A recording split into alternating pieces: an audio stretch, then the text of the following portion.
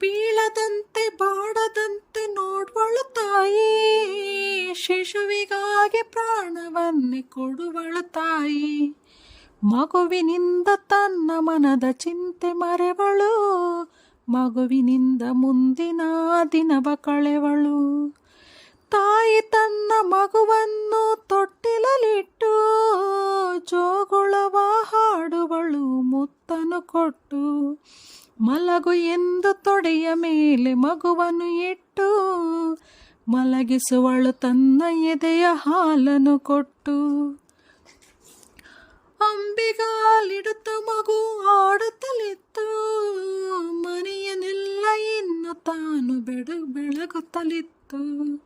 ಮಕ್ಕಳಿರೋ ಮನೆ ಸದಾ ಸ್ವರ್ಗದಂತೆ, ಹೆತ್ತವರ ಪಾಲಿಗೆ ಜ್ಯೋತಿಯಂತೆ.